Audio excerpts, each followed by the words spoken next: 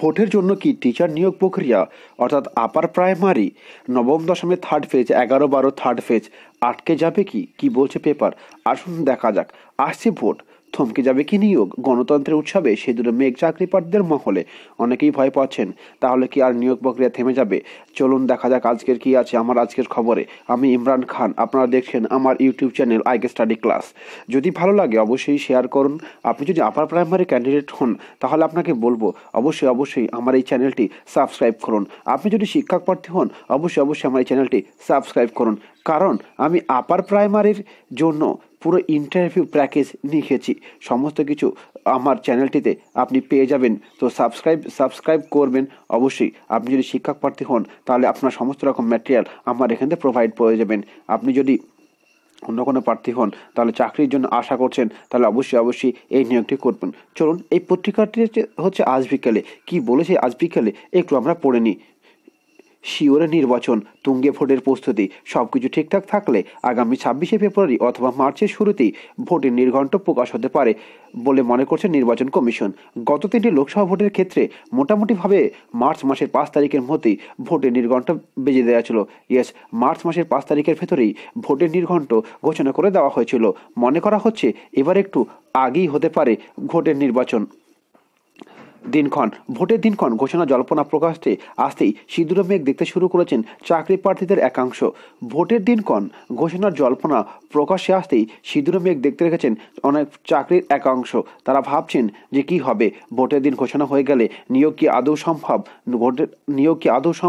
ভোটের পরে নিয়োগ আদৌ কি গতি ফিরবে? এই প্রশ্নটা এখন 1 কোটি টাকা দাম। ভোটের দিন ঘোষণা হয়ে গেলে নিয়োগ কি আদৌ সম্ভব? ভোটের পর নিয়োগ কি আদৌ গতি ফিরবে? চিন্তায় ঘুম উড়েছে লক্ষ চাকরি প্রার্থীর। চলুন দেখা যাক নিজ অংশে কি আছে। ভোটের দিন যতই এগিয়ে আসছে ততই চিন্তা বাড়ছে নবম দশম একাদশ দ্বাদশ আপার চাকরি প্রার্থীদের মধ্যে। কেননা নবম দশমের তৃতীয় কাউন্সিলিং এখনও বাকি আছে একাদশ দ্বাদশ শ্রেণীর তৃতীয় কাউন্সিলিংয়ের অপেক্ষা রয়েছেন চাকরি প্রার্থীদের একাংশ। উচ্চ প্রাথমিকের দ্বিতীয় দফায় তথ্য যাচাই বা ডকুমেন্টস ভেরিফিকেশনের কাজ শুরু চললেও নিয়োগ পত্রিকা কবে আসবে তা নিয়ে ধোঁয়াশার মধ্যে রয়েছে চাকরি প্রার্থী থেকে।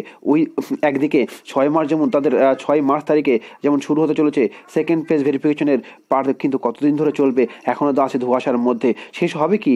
ইন্টারভিউ শুরু হবে কি? প্রথম পেজ এবং সেকেন্ড পেজের ইন্টারভিউ একসঙ্গে হবে কি? এই সমস্ত কিছুই কিন্তু আজ ধোঁয়াশার মধ্যে। চাকরি প্রার্থীদের আশঙ্কা, ভোটের দিনক্ষণ ঘোষণা হয়ে গেলেও কমিশন যদি নিয়োগ প্রক্রিয়া থমকে দেয়, নিয়োগ প্রক্রিয়া যদি থমকে দেয় তাহলে সব ক্ষতিগ্রস্ত হবেন বলে মনে করছেন চাকরি প্রার্থীরা। কেননা দীর্ঘ প্রতীক্ষার পর আবার নিয়োগ প্রক্রিয়া গতি এনেছে।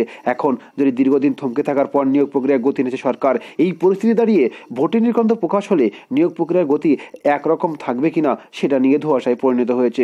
বিধি অনুযায়ী আসুন দেখে নিই এবার বিধি কি বলছে। বিধি অনুযায়ী নির্ঘণ্ট প্রকাশের পর কমিশন যদি কাজ থামিয়ে দেয় তাহলে ভোটের পর সেই গতি ফিরবে কিনা তার নির্বাচন উদ্বেগ রয়েছে কমিশনের। খুব তাড়াতাড়ি এই ব্যাপার নিয়ে তারা নির্বাচন কমিশন ভোট নির্বাচনের আগে কিভাবে তারা এই আমাদের যে আপার প্রাইমারির যে সেকেন্ড ফেজ চলছে বা ইন্টারভিউ কেমনভাবে হবে তারা খুব তাড়াতাড়ি নিয়ে একটি শিক্ষামন্ত্রীর সঙ্গে একটি বৈঠক আলোচনা করতে চলেছে যে কিভাবে এই ভোটের নির্ঘণ্ট থেকে বাঁচা যায় বা ভোটের রুলসের বাইরে থেকে বাঁচা যায়, কীভাবে এর মধ্যে যেন কাজ চালানো যায় বা কাজ শেষ করা যায় সেই নিয়ে খুব চিন্তিত আছেন আমাদের স্কুল সার্ভিস কমিশন। আশা করি তোমাদের জন্য পজিটিভ খবরই আসবে। এবার দেখা যাক পজিটিভ খবর আসলে সবার প্রথমে আমি আপডেট করেছিলাম upper primary second page verification notification. আজকেও আপডেট করে দিয়েছি, যে মিটিং হচ্ছে সেই আপডেট আজকে জানিয়ে দিলাম। এবং মিটিংয়ের ফলাফল কী হবে, যে ভোটের মধ্যে কীভাবে নিয়োগ হবে তার একটা খসড়া তৈরি করতে চলেছে। সেই খসড়াটা অবশ্যই আমার এই ইউটিউব চ্যানেলে পেয়ে যাবে। তাই সবার আগে সবার প্রথমে তুমি সাবস্ক্রাইব না করলে সেই নিউজটি মিস করে দিতে পারো। তাই লাল রঙের বাটনটি সাবস্ক্রাইব বাটনটি প্রেস করে দাও, সঙ্গে পাওয়া বেল আইকনটি দাবিয়ে দাও। আর কিছু কথা না বাড়িয়ে এখানে ভিডিওটি শেষ করলাম।